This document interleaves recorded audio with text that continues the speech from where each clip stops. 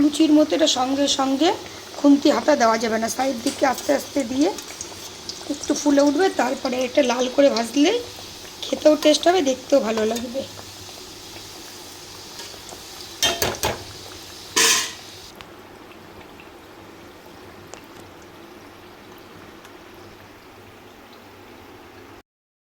দেখো আজকে আমি বানাচ্ছি রাধাবল্লভী।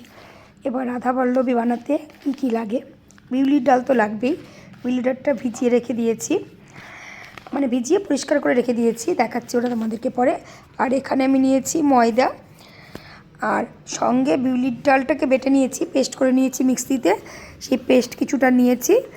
আর এর মধ্যে চিনি, পরিমাণ মতো চিনি, নুন দিয়ে আদা বাটা, লঙ্কা বাটা দিয়েছি, লঙ্কা একটু একদম একটুখানি দিয়েছি। যে মানে যে এই যে বিউলির ডাল আমি আগে 3 রাতে ভিজিয়ে রেখেছিলাম, তারপরে কালোটাকে পরিষ্কার করে এইভাবে মিক্সিতে নিয়ে নিলাম, মিক্সিতে পেস্ট করে এইবার এই কড়াইটা বসিয়ে ডালটাকে মানে শুকনো শুকনো করে যেন কাঁচা গন্ধটা চলে যায়, এর মধ্যে আমি কালো জিরা দেবো, একটা কাঁচা লঙ্কা দিলাম, আদা বাটা দিলাম, দিয়ে এটাকে যে পুরো ভেজে একদম শুকনো করে নিলাম। অল্প তেল দিয়েছিলাম, তেল দিয়ে কড়াইটায় করে নিয়ে এভাবে এই যে লেচিগুলোকে কেটে কেটে এভাবে রাখছি। আর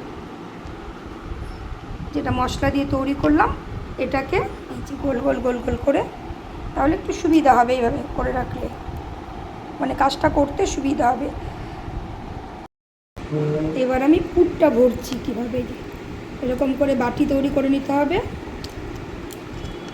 বাটির ভেতরে মুখটা খুব ভালো করে বন্ধ করতে হবে, কারণ মুখটা ভালো করে বন্ধ না হলে জিনিসটা বের হয়ে যাওয়ার সম্ভাবনা থাকে।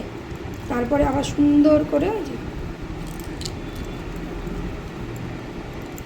গোল করে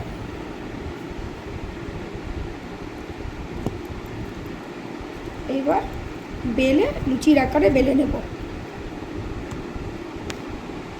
ওই জায়গাটার মধ্যে একটু তেল মাখিয়ে নিলাম, তাহলে ভালো হবে। আর এটার মধ্যেও বেলনিটার মধ্যে একটু তেল দিয়ে দিলাম, তাহলে বেলতে সুবিধা হবে। বেলা হয়ে গেলে একটু মোটা মোটা করে বেললে ভালো হবে, তাহলে এবার তেলে দিয়ে দেব। এবার আমি দিয়ে দেবো